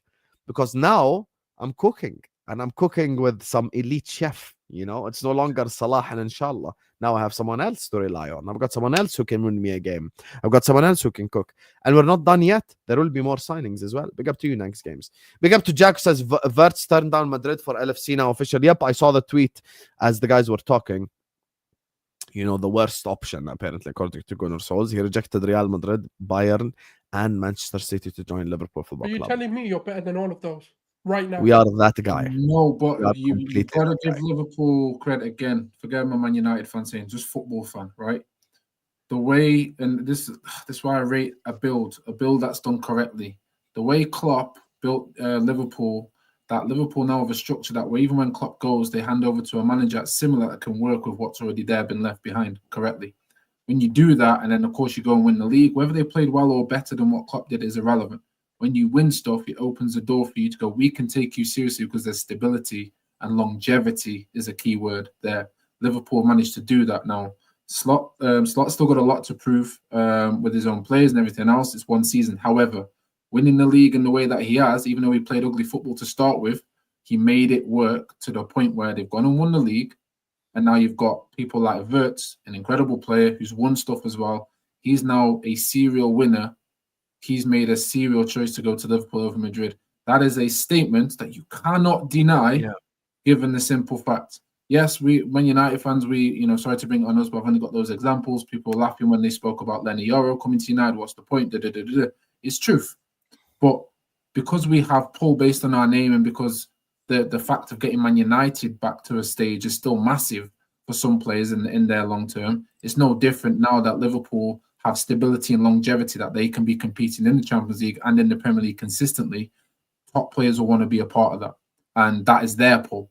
That's Liverpool's pull. They pull this off, it's going to be a mess for the season. Because when Caicedo says no to us and joins Chelsea, you can't say liver no pull. And then a year later, the opposite happens. You're like, oh, they're the worst option. Yeah. Maybe Chelsea was the worst option than Liverpool. But so I think you've earned that right now. You've earned that. Out of those clubs, you are the worst of them. Yeah, well, there is a big difference between Chelsea. First of all, Manchester City in the last 5 years have won 3 leagues. We've won 2 leagues. Okay? Real Madrid have won 2 La Ligas as well. Of course, they're a lot more successful in terms of Champions League. And Bayern Munich, here's the problem joining Bayern. Here's the thing with joining Bayern Munich. unless you win the UCL at Bayern Munich, no one knows you around the world. No one Yeah. respects you. You That's got no what Same as respect. PSG in their league. Even at this moment in time, there is still people that say Salah should win Ballon d'Or. No one's saying Kane should win Ballon d'Or. No one. Literally not a single person. I promise you, Salah is going to be minimum top 3, top 4 in the podium. It's But got to be Dembele this year anyway. But yeah, yeah, I'm saying there are people saying it. Like there is a caliber for playing for Liverpool Football Club. You know, you don't get it because you don't support one of the 2 biggest clubs in England. Big up to all of you guys locked in, guys. Hit the like button, subscribe. 1,100 people locked in. Let's get 500 likes ASAP. Let's just do the last section on both London clubs. You get me? We're gonna just do Chelsea Spurs together. 10 minutes, 50 minutes max, and we'll be out of here. Big up to all of you guys locked in. Please do like the video. Please do subscribe to the channel right here, right now. One, the winner of the Conference League. The other, the winner of the Europa League. Let's start with the Europa League winner first. Let's start with Spurs, and then we'll go to Conference League because it's Europa League is a level above in it. So, Ainge, 1-year trophy, first time in 17 years, linked to new managers like Thomas Frank and that, and Eze news as well. More news linking you to Eze. Where are you all with the Spurs conversation right now, Jay? We start off with you. See, the thing about Spurs at the moment is whatever Spurs decide, I'm okay with. I think you're in a very unique situation where it's like there is no right answer. I flip-flop on it. Like I sometimes think, you know what? Like when you are hiring Ange, you say first season you finish 5th, second season you win the Europa League. Every Spurs fan takes that. We're all co-signing that. Nobody's mad about that. But I think you look at moving forward and you say to yourself, okay, moving forward, 22 losses. That's insane. But then you look at it deeper, you say, okay, we weren't too bad up until Christmas when the injuries really hit. And then from then, we were terrible. But you then think to yourself, but we're playing Champions League next season. And like, you're going to be playing twice a week. So of the managers that you think to maybe potentially replace your manager, how many of them have experience of managing twice a week? Okay, so Ange has just done it. So he's just had experience and he knows what's gone wrong. We also were in League Cup until semi-final. So we were literally playing every single week. Mm-hmm. The first choice defense rarely played. I think the first choice defense, I saw the stats. I think they won 8, drew 3, lost 4, or around that. So basically, when they had the back 5, we lost to Brighton, the 3-2 game when we were 2-0 up. I think we lost to Arsenal, 1-0. And then there was another game we lost too. So the stats are good when we have our first team. So then you start thinking, maybe you just need to buy better players, like buy better players, the football, we have moments. But then you flip on the other side, say, yeah, but, like we literally average a point a game this season. That's ridiculous. So overall, I don't really know. You see the players coming out saying they love the manager. You start thinking, oh my God, are you going to start alienate the dressing room if you sack him? But then on the other thing, you're paid by the club. Suck it up. You're not the first, you're not the last to have a manager sacked. And then think about stuff like Di Matteo and stuff.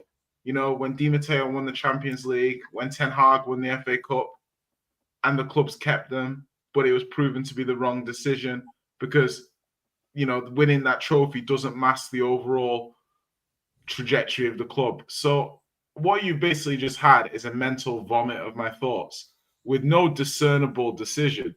Just that's literally how I'm thinking about the situation. I genuinely don't know.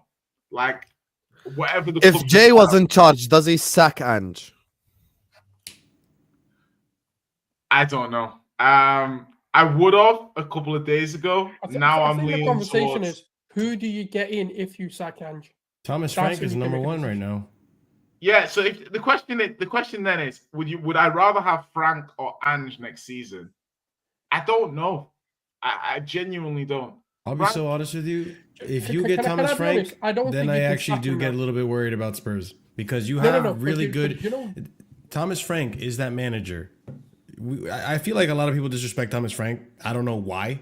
He got promoted into Premier League, managed to keep Brentford into Premier League, lost this season, lost Ivan Toney, his best player, a player that everyone in the league wanted, and managed to cook with Mbuemo, Wisa, and so on and so forth with other players in that team.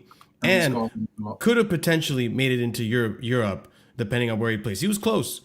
So he's a good manager. And you have young talent in your team. You got Mikey Moore. You got what's the other Dutch one that you have? Bergval. Bergval, you know, like You have good young talent, and this guy can work within a budget as well. Like it seems to me like this could be a good match for Spurs. So in a sense, I kind of want Ange to stay so you don't get Thomas Frank. Yeah, but on the flip side, we've got to understand that the what ifness would be insane. The weight of the what if going into the season, would be insane. All it would take is a slow start from the new manager for people to be like, "Oh, you never should have."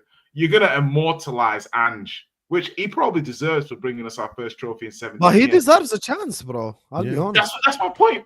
But then people will say with 22 defeats, and you've got to also understand that from the first season, At the start of the season, if I told you 17th in Europe, I would have taken it. Be honest. this one time to break the duck, but you never truly understand. But it actually happened. So how can you guys? Yeah, but that's my point, because the pain that you go through on a weekly, I've always seen, like, I've never been one of these people that disregards league position, because I look at it like, if you think about dopamine hits, when you win a trophy, the dopamine hit is gigantic. But on a weekly basis, you get smaller dopamine hits when you're doing well in the league. So at the end of the season, it's like, which level of dopamine's up? But I never knew It depends on the trophy too. Exactly. But losing on a weekly basis was a bit like, but at the ends justify the means. But had we not been trophyless for 17 seasons, would I have done the same deal?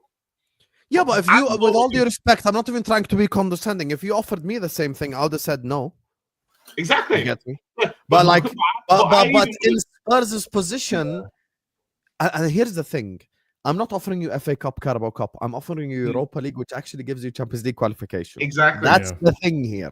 Like, you can literally look at Gunnar Solz straight in the eye right now and go like, we both qualified for the Champions League, and you would be objectively correct. I can look Gunnar Solz in the eye and say it's the biggest trophy that North London's seen in 20 years. Do you know what I mean? And you can't say 21 anything. years. 21 years. And I think if I'm a Spurs fan, and if I'm Jay, for example, you spoke about the emotion of losing all the time and then winning a trophy after so long. It holds weight to win a trophy, but in the long term, I'm looking at it because Thomas Frank, I think, is perfect for Tottenham, for where Tottenham are as a club right now, and for how they can building a stable foundation to then hopefully get higher consistently. Those are the key words. Yeah. However, with Ange winning a trophy, he potentially could be an anomaly within your history in 5-10 years' time. And I think once the idea of, okay, we've won a trophy, there's going to come a time where we go, okay, we actually want to go challenge for another trophy. Then you're going to say, can we challenge for another trophy under Ange? And then you're going to go, well, what will he need to do or potentially do in order to get us to that situation consistently? And then you're going to look at the way he plays football, which has been one of his, well, again, you're going to look at major criticism that he's had. Can he change the way he plays football to get over the line? We've seen that he can do it. Yes, Man United are poor as well. Tottenham are poor. But if he was to do that in the league and then also do it in the cup and play that style of football, it'd be boring as hell, but that doesn't matter to Spurs at this moment because trophies can be important and a massive club. So if he changes his way of playing football, that defensive style will be hard to beat in the league, which means he's going to be a lot higher in the league consistently. And then he can also start looking at maybe touching European spots more often and also bringing home a few trophies, potentially if he wants to play that way. However, if he doesn't do that and you go and bring in a Thomas Frank, I'm pretty sure if you saw consistency for 3 years, during the highs and the lows, the emotions of getting players you want and don't want, results that you want and don't want, but you had Thomas Frank in at Spurs, I'm a Spurs fan, and I see them get sixth or get fourth occasionally over the space of 3 years, and then they make finals or make semi-finals. I would then look at it and go, okay, he hasn't lifted a trophy like Ange, but there's something substantial here that we can either keep as a stable foundation for the next manager after him, or he's someone we can back and support and just hope that, yes, we're Tottenham, yes, we're not like Man City, Liverpool, who can go and spend this, but we're working within our means to go, you know what, he's giving it the best shot he can on a consistent basis. I think it's better you went with Thomas Frank at this stage. But the only issue with that, Neji, is that Spurs finished 5th last season. So Spurs have actually shown, so Ange could make the argument this was an anomaly season. It was the injuries, focusing on Europa. I know it's terrible, but we finished 5th and we have won a trophy. So Frank coming in now with we finished 5th. So the expectations are high. Straight away, it's for sure, absolutely. I do think what happens. If Frank came in, I'd be like top 5, top 6 minimum. I do think what happens, to go off of what Neji just said, I think they look at the form in the Prem and the Super Cup decides it. Because if your form in the Prem is crap, but you actually end up winning the Super Cup, he stays. But if your form in the Prem is decent and you lose out of the Super Cup, I think Ange stays regardless. But the problem as well did I say that right? I think I said that right. I think he gets a sack if it goes bad. I don't think they're gonna wait until next season. I think they're gonna make a decision in the next 2 weeks or some shit. If they back him now, Jay, if they back Ange right now, you've got him for the next 2-3 seasons, because I'm telling you now, that guy will blag his way to the depth. The way that man talks, he's a yard man. Facts, period.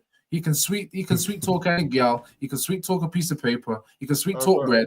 He could make a sea lion buy water. He could do anything. The way that guy lays down his lyrics, bro. He is BIG, bro. No. I'm telling you all, season 3 is always better than season 2. He should have left it at that, man. He should have left it at the last year. That would have been the best mic drop ever. Ever. But you guys are missing one thing. Go on. This season, it breaks something to finish to have 22 defeats of it. So you're not even what Ange has done. He has so little rope to play with. Yeah, it's like when you have this kind of domestic season, I hear what you're saying about him being a world-class talker, but it's like you can't talk your way out of this. It's the first time things look sticky. He's in trouble because the fans are not going to forget this for a long time, despite the trophy. Because to be the worst. But in reverse, if you start next season, you win your first 3 games. That's what I'm saying, bro. It's cooking. That's what I'm saying. People will be like, "Oh, I heard about season 3. I heard there's a big finale." Because to be fair, when he did say season 2, I always win. He delivered. He did. That's what I'm trying to say. That's what I'm saying. Like the thing is he's aura farming now. I'm like, bro, you should just leave it at that. He kind of is. Better. He kind of is. And it is working, to be fair. The aura farming is working, to be fair. Speaking of aura, you get me? Since we're on the London clubs, I don't keep you guys too long. Go on. 5 minutes, you get me? And we're headed out of here. Chelsea, aura farming, finally goalkeeper. You get me? The pain ends. Look at this guy's face. Look at his face just from thinking Sanchez won't start in my team anymore. Oh, man, you have no idea. Anyway, Manyan headed to Chelsea. According to Fabrizio, of course, he gets the exclusives from Chelsea now. But talk to me, Habibi Marshall. How do you feel about this transfer? Dude, it's great. I love it. I mean, in all reality, I was expecting Petrovic to just come in and they were going to ignore the goalkeeping situation again. But I literally said earlier in a group chat, I think the Blue Coast starter kit, get a bunch of youngsters, regurgitate the same links that are going to go over the whole entire transfer window. What was the third one? God dang it, I can't remember. And then the other one was get that out of the left field signing, and this is it. I mean, hopefully, it's not really out of left field. We were linked to him last season, but it wasn't very strong. It was like a murmur, and then it disappeared. But now we're seeing this. Fabrizio's reporting it. It looks like Maignan is on board to join Chelsea. It's now about figuring it out with AC Milan, and we have a very good relationship with AC Milan. Some people call AC Milan Wait, so you're the happy Chelsea about- of Italy. What was that? So you're happy about this signing? Yeah, I'll take it, dude. You don't understand. You have David Raya. The only person that can understand on this panel is probably a United fan underneath me. Neji, sorry. But you He's probably the only one that would get it. Well, it's funny you say that. Just as much of a bozo like in recent times as anyone. Yeah, I was just about to say it's funny you say that, you know, Solz, because when the whole De Gea situation was happening again, grant me that Manganen was in his prime years. He was one of the players alongside Costa that I would have only replaced De Gea with, because he had the ability, or shown that he's got the ability, both of them really, to not, let's say, keep up with the save rate of De Gea in terms of reflexes in the world class, but he had enough in him to keep the ball at the back of the net, and his kicking was better. So he was a goalkeeper player that I would have at a time chosen. Now it's folded out, he's not become as good. But also at the same time, that happens in football. You can go and look at Gnabry as far as I'm concerned, and then go look what he did at Bayern. It swings and roundabouts in football. Your environment and how you feel and the confidence, however you get the best out of a player, is entirely on the environment he walks into and everything. That's what I'm saying. I mean, so AC it Milan. could work out for you. I think it's a better keeper than what you've got. Yeah, just quickly, 100%. the last thing I will say. His injury record for a goalkeeper's a bit. Yeah, I was just about to say it's banter only, but Yeah. there's also maybe a bit of truth in there. But I'm not going to incite racism. But as a mixed race guy, black guy, whatever you want to label me as, black goalkeepers don't tend to be that decent. And I forget if you're wrong about it's that always one. the light- 'Cause I it's get where you're always- coming from. Yeah. it's always the light skinned ones that are too funky with it, bro. Dude, I think it's- I can't be seen on camera while this tape's being dropped. Do you know what yeah, I mean? Like, the last black goalkeeper that was any decent, forget Man United's Tim Howard, and probably Dida for Brazil. He was a light-skinned black guy. And then you've got Xhaka Hislop in the Premier League, who's just got numbers in the Premier League. Black goalkeepers, genuinely, I don't know what it is, whether it's a genetic thing or what, but they're just so stunky and chunky, bro. Like, they're just flat-footed, man. I don't get it. Like, they're built for powerlifting and stuff. I do think, though, that there is know. always someone who breaks the rule. Like, Yeah. objectively speaking, So we've is he never him seen then? a midget be the goat of the sport until Messi pulled up, and he's Yeah. literally like, he's Yeah, literally yeah, like if Yeah. Messi was here and he was sitting on the chair next to me, he'd be like my belly So button. is Manganen that goalkeeper then that's going to break them all for black goalkeepers? To be So honest, I'll every time I've I would seen him like at to see AC black Milan, he's been. I think like I've spoken to fans like who watch the Serie A consistently, and they tell me he think they're the best. He's the best keeper in their whole league. So like that obviously counts for something. To be fair, I think his kicking is I very was good. going to say before about I rate him personally, not as highly as I used to, but I still give him some credit that it's a good signing. I think Solz had a good point though with the injury record, and that is something that's always concerned me about him. But listen, if he comes into this team and my backup is Petrovic or maybe the Mike Pender's a youngster, like I think I'm okay with that because my backup should be decent enough to hold off until the first Maignan were to come back. But also we look at Reece James and Lavia this season. Lavia may be turning it around in terms of injuries, but Reece having his first least amount of injuries this season than he has in his last 3 seasons. That tells me something that with the medical team, things are working out well. With the way the man manager's been going with the head coach Maresca, things have been working out there. So there could be something, and this could be hopium. It could be something there where like, okay, we can get past this. The thing is, and I need to do more of my research on Maignan. I know he's a good shot stopper. I know he's a good goalkeeper. I know the environment in AC Milan. It's a good passer of the football as well. Yeah, and that's the thing, right? We need someone who is top in terms of being able to pass out the back in a possession-based system, and that's something that, as much as I people rag on Sanchez, he was shit at. I mean, he was horrible at that, and that's the thing. He had decent shot stopping, made great saves for us, but the part that always got him in trouble was passing out the back, making too many mistakes, passing it to the opposition player. So many games where he had 0 out of 10 long balls attempted. Like, it was just tiring to see that. So I think there is something that I just want to say about Chelsea. There is one other position. There's only one position that I've seen Chelsea objectively linked to not good enough players, and that's left wing. If you sign Gittins and shit, I'm telling you right now. Yeah. Yep. Long time for Hussam, you. Long season for you. I don't know if you looked at the market, but the left wing market is just outside of Sancho, Nico Williams. bro, take Sancho back, man. Bro, he's a baller. Why don't you just sign Lookman from Atlanta?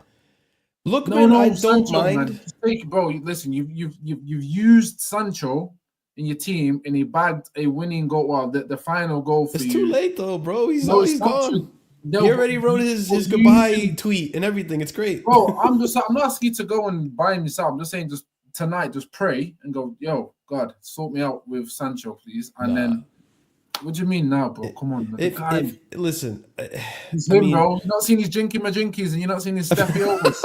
Come on, man. If he lowers his wages, I have no problem with it. But the thing is, I can't justify. The club can't justify paying 200 more than Reece James for a player that's. I'll be honest, is rotational. It's cheap for Sanchez. Arsenal will do it. I know they've loaned Sterling, but let Arsenal do it. Sancho. They need Arsenal will go for Sancho. Would you say? I swear, listen, I'm telling you right now, there is no amount of copium that Gunnar Solz can sell to convince me that Sancho is a good player. Or get me or a good signing for Chelsea. I'm just saying this from now, Gunnar Solz. So before you try it, no, there is no landing, Habibi. Before you even try it, I'm telling you right now. Lookman, I'm not buying any of the copium you're selling on that one right there. Lookman could be a good option, Hussam. I've seen links with Leao. I personally do not want Leao. I don't think he will fit the system. I'm not saying he isn't a good player, but he also hasn't had a good season in 3 seasons now. But AC Milan haven't had a good season. Yeah, I mean, it's just the left wing market right now. Our opportunity was probably there with Kvaratskhelia, who went on a free. And it just did he go? I think he went on a free in January or something like that, and it just didn't work out. It was alone with an obligation to buy him. Alone with an obligation, yeah. It was like I think what it was. I'm thinking the wages were reasonable, and we could have given him something. But I think his heart was set on PSG. Like just the left wing market outside of Nico Williams, Adamana Lookman maybe, and I can't think of another left. Rodrigo. I think Lookman is the perfect option for Chelsea. Are you going live later, Casual FC? No, not today. Fairs. I'll be locked probably in tomorrow when you sign Gittins. If I hear you doing Gittins hype, I'm just gonna.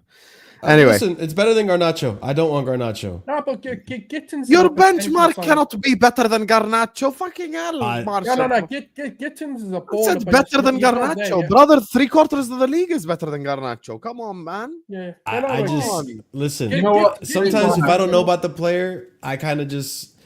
You know what I'll say about Garnacho? I'll be honest again, objectively, because I feel it's fair. Because I swear to God, bro. No. Forget the Sancho stuff because I don't rate him.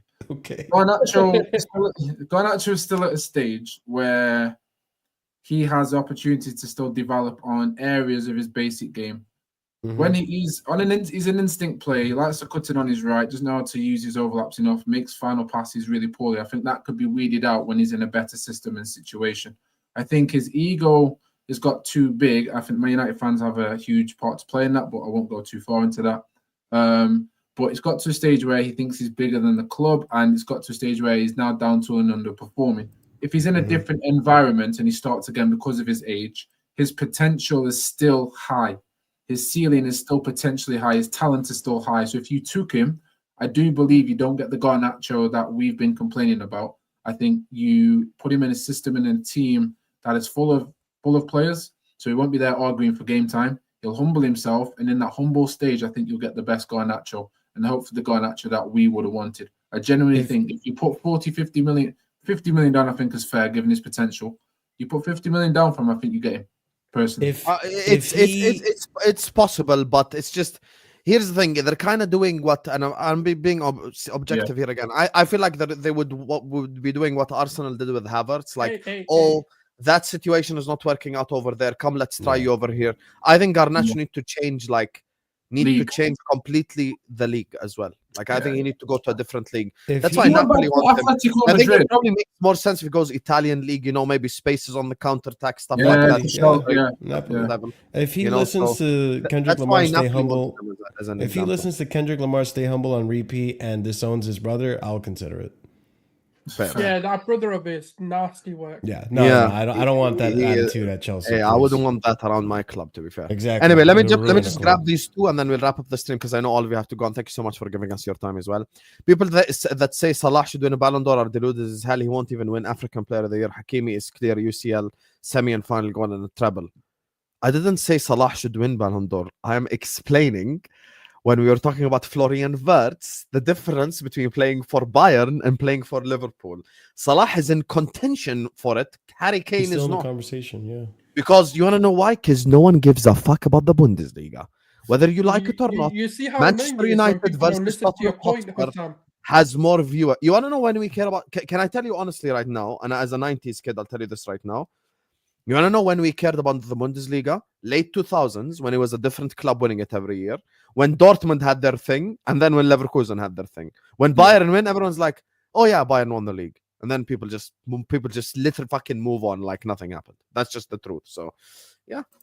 Big up to Emmanuel says, Gittins is Sancho replacement. We'll still sign another important winger. I want Lookman, Rodrigo, or Barcola. Yeah, but Gittins is a kid, man. The guy needs about 3 years to be better.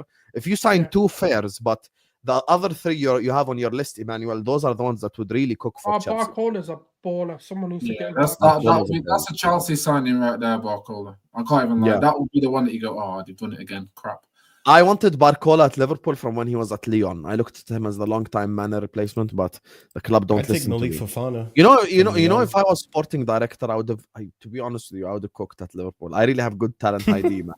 I wanted Barcola at Lyon. I want like so many players. I wanted this football. I gotta shoot, man. I got a client in 5 minutes, so appreciate you guys, man. Thank you so much. Love and light, man. See you later, guys. Thank you. Big up to you, Nage. Anyway, guys, we're gonna wrap up the stream here. Gunnar Solz is in the description. Go give him a subscribe. Casual FC in the description. Go give him a subscribe. Jay does not have a channel, but he's the European champion 24-25. You get me? Big up to you, Jay. Channel coming soon. Make sure guys are liking this channel. Make sure guys are subscribing to this channel as well if you're yet to do so. Please do like, please do subscribe. And speaking of Chelsea, this stream is going to take you over to Ziad's Zone. You get me? Make sure you guys are heading over there. Yachi, no one is talking about Germany. Why when you say something, people just hear something else? I said no one watches the fucking Bundesliga, Yachi. Yachi, if there is Brentford versus Brighton, more people are watching Brentford versus Brighton than Bayern versus Borussia Mönchengladbach, Yachi. Come on, Yachi. Where are we going with that? Fucking hell, man. Anyway, love you all, and see you guys tomorrow, inshallah.